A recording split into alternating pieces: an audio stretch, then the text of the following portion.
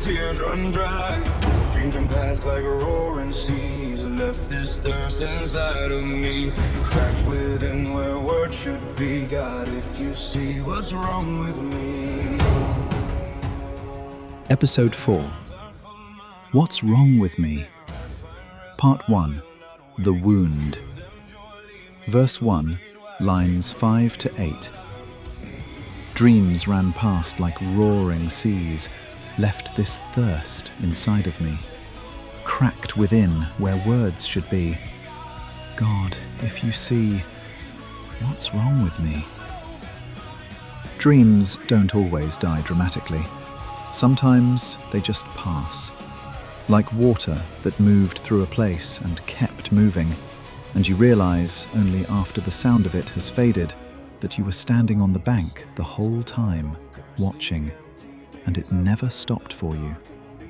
The roaring of it was real, the size of it was real, the force and the speed and the sense that something enormous was moving through your life. All of it real. And then it's gone. And what's left isn't wreckage exactly. There's no dramatic debris to point to.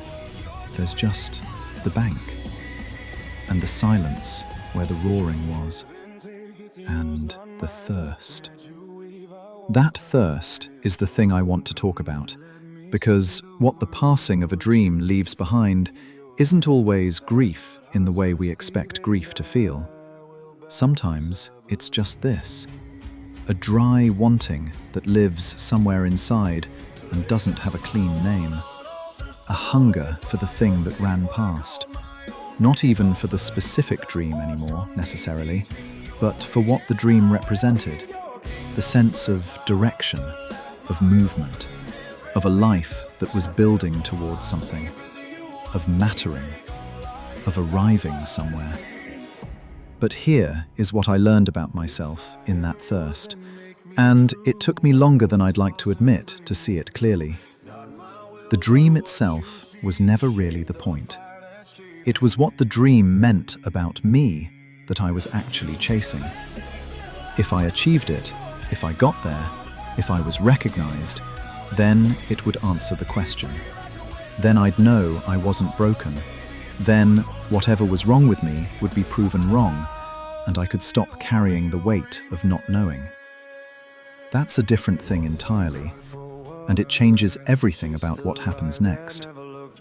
Cracked within where words should be. The crack isn't on the surface. It's not visible from the outside.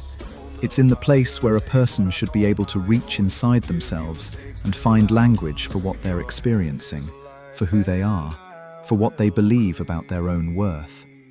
And instead of words, there is a fracture, running through the foundation of self-understanding. I couldn't define what was wrong. I didn't have words for it, but I could fight it. So I did, with actions, with ambition, with doing and doing and doing, as though achievement were the answer to an ache that achievement was never designed to touch.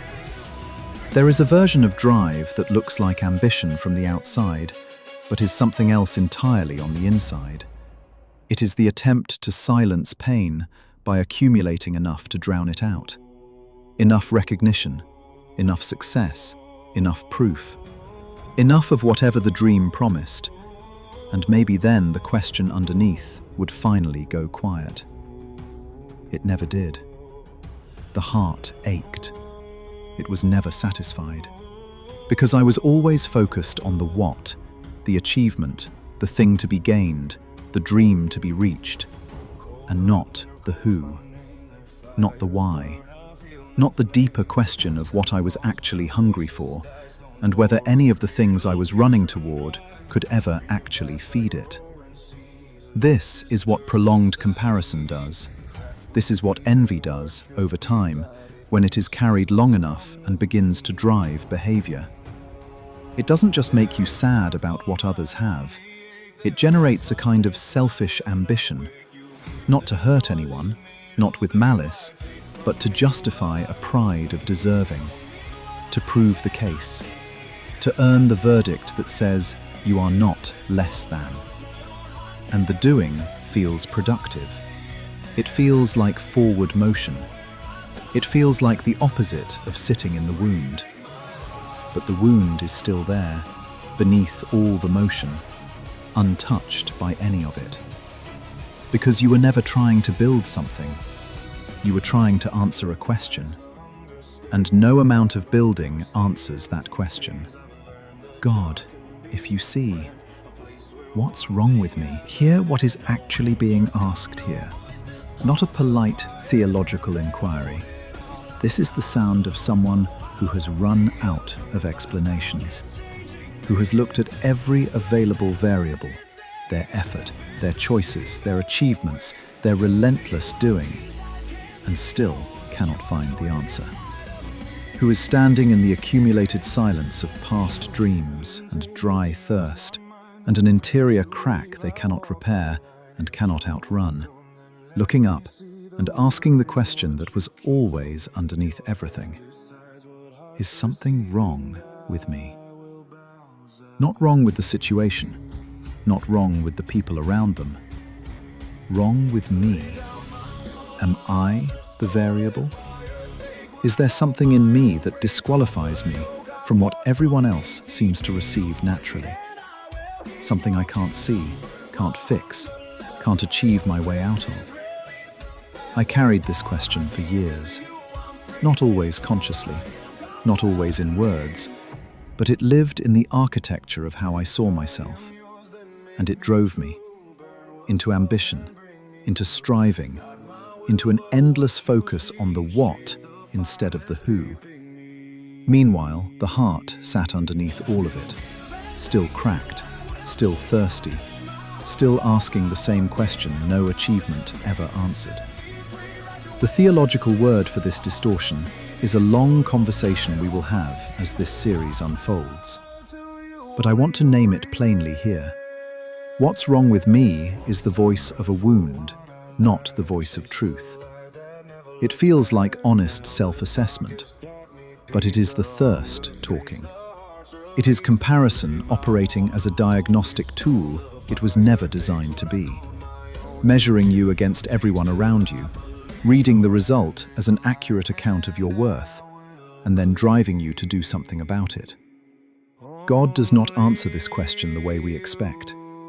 He does not rush in with reassurances. What he does, what this song slowly traces, is something harder and more real. He begins to reorder the entire frame, not the what, the who, not the achievement, the heart underneath it. But that is ahead of us. For now, if this question lives in you, or has lived in you, let it be named. Let it be brought into the open. Let the doing stop long enough to acknowledge that the doing was never really about the dream. It was about the crack. And the crack is still there, waiting for something the striving could never provide. God, if you see. He does. He always has. Not the achievement, not the doing. You.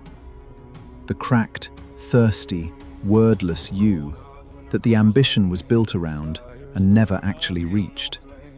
That is not the resolution yet. It is just the first true thing.